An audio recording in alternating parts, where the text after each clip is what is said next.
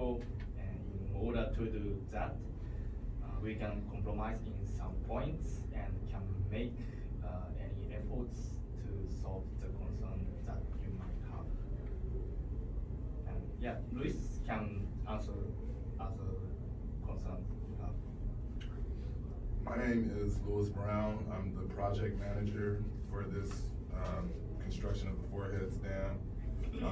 And I wanted to further elaborate on job creation with this project. Our firm plans on hiring thousands of local residents to help with the construction of the dam. The construction industry is one of the largest single contributors of employment in the world. A national research was done, and it concluded that 1.4 million cumulative jobs could be created by hydropower for the creation of previous dams by 2025. So with this being the largest construction of the largest dam construction worldwide, we estimate that we could create possibly 2.2 million jobs based on previous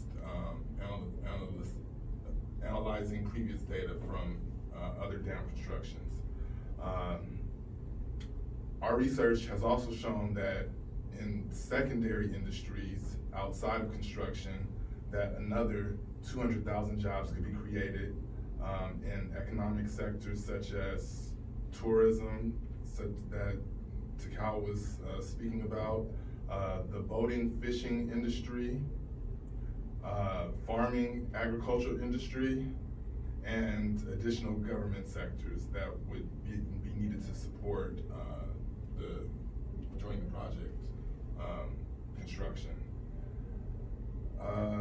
The construction of the dam will also result in the creation of remote applications such as satellites, rural hospital equipment for developing parts of the country, and telecommunication equipment for the region, which is also an additional several thousand jobs that will be created. So in retrospect to you speaking on the loss of 1.4 or 1.5 million jobs, with the construction of this dam, we could possibly see the creation of 2.5 million jobs. So economically speaking, that would be a vast improvement from where the country, or where Staconia currently is. Do you guys have anything, would you guys like to address any of the points that I've made? So when you say that you will be creating 2.5 million jobs, you seem to forget that the jobs that you'll be creating will be people who have skills, who have a certain set of skills. Now, when we talk about people who are from the region that is being displaced, the people living there are below poverty line people, who are not so much educated, who lack certain skills, who work part-time at different places, and who don't have the required skills that you think that you will need at the dam itself. So the problem is not creating just jobs. The problem is creating jobs for these people who have a very limited skill set that they have, which help them to feed only themselves and their families. So the jobs that you will be giving out to them will not preferably be the jobs they will be good at and they will be thrown out of after a certain period of time. Because you can give jobs, you cannot guarantee the jobs even if they're not able to perform them properly. But this is a very big project, right? And we will need people who will be working on different fields of this project. So for example, in construction, it will be in engineering and all of the other fields. Of course, each area of these needs a certain education, but not all of them needs that. So for example, it could be people with no education, with no formal education, they could be working in the construction easily because it's heavily physical work with no need for formal education. And if we need to, if we find out that some people need education to perform the new jobs, then we would have programs in order to teach them what they need to do, give them education, what they need to do in order to be able to have these skills to be able to continue their work. So on this aspect, we don't see a big problem actually. It's a big project with so many jobs, and the jobs are varied with different But across different sectors. You're forgetting one point, that all of these people that you think can work, who do not have formal education, can work in the construction line. They wouldn't want to work in that line. They were happy in the jobs that they already had. And it was not construction, it was not a labor work for them. Yeah. Well, the Right. area that we're building the dam in is a rural area. It's a rural part of Staconia, and mostly the only industries that thrive in this area would be agricultural or farming industry type jobs. And with the construction of this dam, we will be providing those types of jobs from the water that's being produced to the local area for agriculture.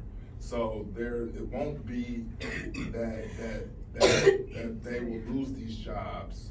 It'll just be a minor displacement until the construction is flowing and they're able to reestablish their agricultural. But you're forgetting that, like, the construction jobs are only there for 10 to 12 years. Yeah. What after that? 17 No, What that's after that's that, not yeah. Until completion. yeah, that's not What really happens true. after completion? That's not really Let me- true. let It's me- only, it's up to 17 years. The project will be up to 17 years, not up But to do you think the whole 17 years will be something that you require to do construction? That's not the case. The whole 17 years won't be construction. It will be in different parts where in construction will be needed and not needed. Secondly, you forget the part that there are people who have been farming, and this farming is based on their own bought land, right? And also Where will they go when this land is flooded with water? Any land that's lost by farmers, within that 600, square mile radius that is gonna be affected, they will be compensated. And we will also help them with, relocation services to other parts of Staconia where they can rebuild their farms in addition to the compensation. And it's also the problem that the quality of the farmland that that they need then. Would be And, affected. yeah, that's also a fact, because we need an order and we need the water and the right, but we will secure that it's all the right that they need to work after the construction.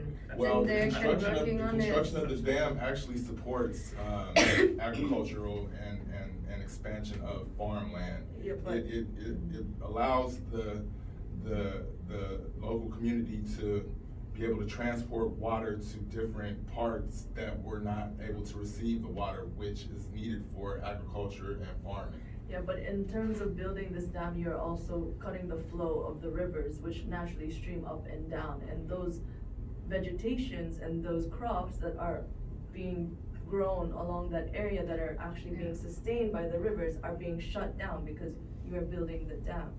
So you are also affecting and changing the ecosystem Yeah. around. It's no longer natural, and so all the species, say for example fish, or say plankton or something that are Insects. growing around, and insects that are helping grow and make the vegetations be produced, you're Make be affecting able, it, yeah, to Yeah. farm We, it. we are affecting them, but at the same time, we all know that all the species are adaptable, as No, as Can't, humans as can't well. working on And- all the species and adaptable. And in addition to that, if I might continue my point, in addition to that, we are taking into consideration such issues. We are building the dam as environmental friendly as possible to not affect the wildlife, life of animals. And this, we do have experts from which we have been consulting with, and they will remain in the project in order to make sure that all of the wildlife will not be impacted as much as possible. We actually want to improve that wildlife by, for example, as I mentioned before, the plastic that is floating into the ocean. This dam is actually preventing many tons, over 160 tons of plastic per year is preventing it from going out to the sea, to the ocean. And this plastic which is going to the ocean is killing far more far more animals than the animals which will be affected by building this dam. Okay. So this is actually very good for the environment. other for the part environment. of this is You're also- talking about the plastic pollution, Yes.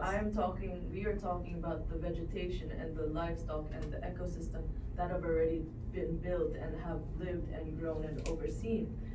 In Staconia, we've seen these examples in Sweden and also in Canada, where they do have these reservoirs, but you can see the statistic says that it has decreased from 84% to now 34% in species and numbers. So these flora and fauna depend on natural conditions of the river flows, and now it's gonna be controlled by humans. So how can you help support it in that aspect? And you tell me that you say that the animals can be able to adapt and the plants can be able to adapt, but it's not entirely true, because we've also seen this happen in places in Africa, like in China and Vietnam and Nigeria and in Tanzania, where all the flora and fauna that have been growing there, that have been unique in those areas, they could not survive or adapt to the environment when they were relocated.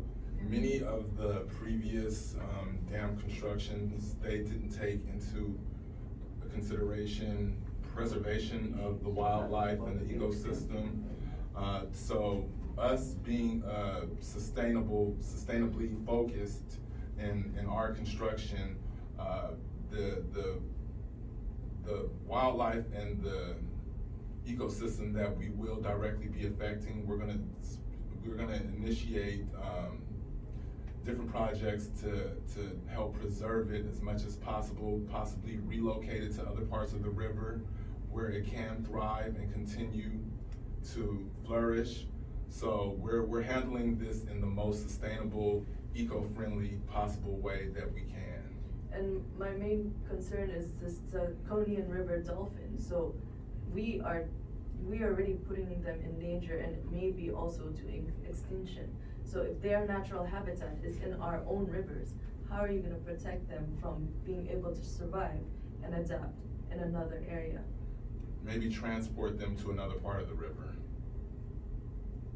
If we want to. Yeah, but But by also the reducing- dolphins replace and at the they- same time, yeah. it's the same problem you Yeah. did with the people they Yeah. lived in. Yeah, You- we're trying to relocate. and Yeah, but make it's the also a best- big Sorry, problem we because understand. people, you can talk with Yeah. people, that is Yeah. easy, but What with dolphins, you animals, can't yeah. talk with them Yeah. and they can You know. And they need explain. the river Yeah. to be able to migrate and reproduce, because when the temperatures change, they need to migrate. Yeah. And to come back. The dolphins are Seasonal. hugely important animals for our country. They are our and national They are our animal. national, Yeah. and we love them. We really love them, and we want to sustain them as much as you want. This is why we do have experts in animal life and wildlife to help us to prevent harming these beautiful animals. So what we are doing, according to the experts, this is not from us, technical people, but this is according to the experts in the wild animal lives. They are saying that these animals, by relocating their rivers, they will be able to survive, and Because yeah, they're still in their natural exactly. habitat. And they are actually being affected by the plastic which is going to the ocean. But They the are being other part heavily is, affected. And if we you, are, and yeah, we but are you're thinking about tourists, preventing and it. you make Yeah. tourists and No, I'm not tourist talking about center. tourists. I'm Yeah, but talking about they animals. also make waste. They make a lot of waste. If you Mhm. come in and you see, they come and then put all the plastic in the sea, and we have the same problem that we had before. Any tourist that comes and litters and puts plastic in the dam will be fined, and they will be charged and dealt with. I think with you legal ramifications. can't control it. It's too much. If we talk, you said it. How many tourists are possible to come to the Hoover Dam, and you can't control all the people about they put their waste in the So sea. it's in not the only lake. It's controlling gonna be people illegal. at the dam, it's not only about controlling people at the dam, it's the whole long way that they travel alongside the river Yeah. to reach the dam. Okay. So the traffic that is going to move towards the dam for tourism is Yeah. gonna be huge. And it will come from all the directions, it's not gonna be on a single way. So that litter and that problem with the pollution is gonna be on all the way around. It's not, you can control it on the dam by penalizing people, by charging them, but what about the litter that they create? Because because you are forcing them to come to the place because you are making it a tourist destination, right? Yes. So it is something that people will be attracted towards. No doubt it will create jobs, no doubt it will be an attraction to come to, but there will be nobody to see them when they are coming towards the dam. They will be under surveillance when they are at the dam. Yes, Well, that would be. we are even going to use the technology in order to help us, because we all know, for example, for that is the surveillance cameras that we are planning to place on some spots close to the dam. So we will have very strict rules regarding the littering and the plastic throwing, because it's harming our animals. And whoever will do that, if it's tourist or not, will be fined, and these rules will be followed very strictly. So in this problem, and we will also provide the trash bin on multiple places, so people will easily go and throw the trash where they in the recycling bins, instead of just littering them in the dam. So in this issue can be solved using the technology and the new modern building that we are trying to do, right? So we're not assuring that we will have zero littering and plastic throwing in the ocean, but we are assuring that this will be much, much less than what it is today. Yes. But we are also forgetting that the migration of 4.3 million people to towns would be so easy. Because Yeah. no town, no village nearby, if you take into consideration, let's say you point out 20 towns that you will be moving these people to. When you average it out, it will be around 200,000 people migrating to these places, Yeah, I know. right? Into 20 towns. Yeah, it's So- difficult, but I want to ask you, how can we support? So that's what I'm asking you, because this is something that you need to figure it Yeah, out. yeah. That when you move 200,000 people to a different place, they bring in a different heritage with themselves. No town readily accepts that kind of dilution of their own heritage. And their When own this amount of culture and people their own comes in. It's like- socialization it- and it- also the diseases you can bring in it. This So- this relocation is only temporary.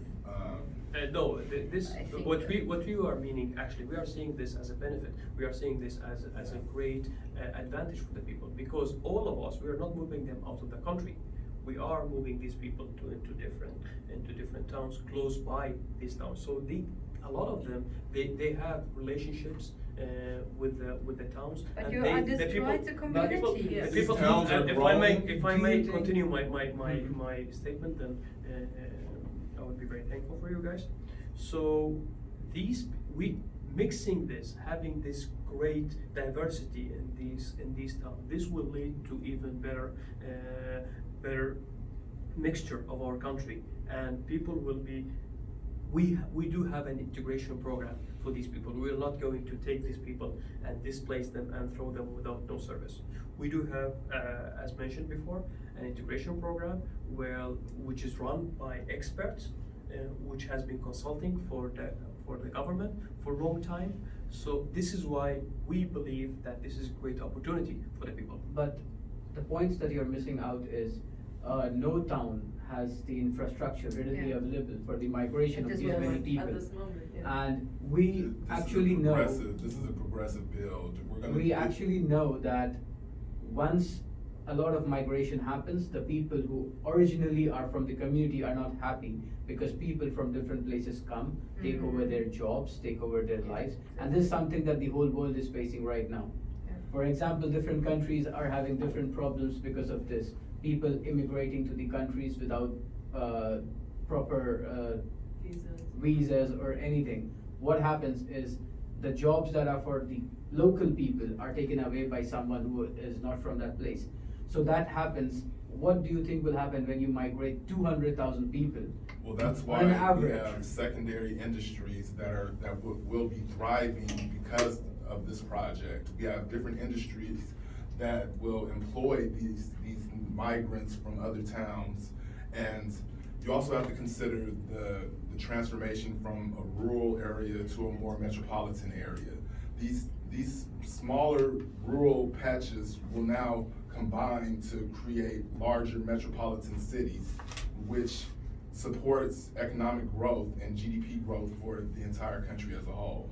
So it's Don't you think that the amount of land that will be destroyed in the process cannot be rebuilt for the people who Yeah. worked hard their lives to get that land? It's Because not- there- it's not the destroyed. amount, the amount of. For, like, if I say, for example, I am the mayor, I'm a person who lives in the city as well, right?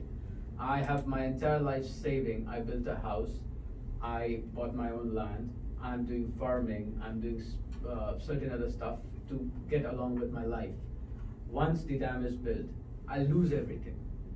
There will be no house for me, there will be no land for me that I bought up for my life savings. And this well, is this for. area is gonna be Mr. Mayor. temporarily flooded. Mr. Meyer Deval, this is not really true what you're saying, because we are not taking people and throwing them out of their homes without any plan. We are actually providing them new housing in new town. We do actually have a plan where we are going to place these new people, and this plan has been also made by experts, because this plan has been based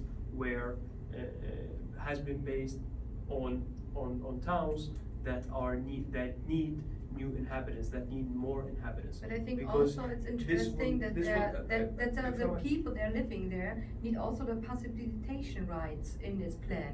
You have a big plan, that's nice, and it's really important, but you should communication and information and all these This things. will come, Yeah, absolutely, this yeah, will and come every according- time, so that everybody in these towns, they're flooded, there needs information from, not only every 2 years, there come in little information that in the next 2 weeks, they are so should be settled. So they need all the time, they need regressions, they need the rights, and come in and talk to you. This is so true, Mrs. Kathleen. Yeah. We are aware of that, and we are going to provide information to all of the You should put inhabitants it which in, are and they being need affected. a part of it. As soon as we get this project accepted, because this is a huge project, and there are so many aspects going on, Yeah. and so much impact. We do believe strongly that the positive impacts out of this project are much more than the less positive ones that we So- are discussing. So when you talk about relocation of people, right? Yeah. And you say that you have a very big plan, right? Have you guys taken out serious areas, and have you guys seen which areas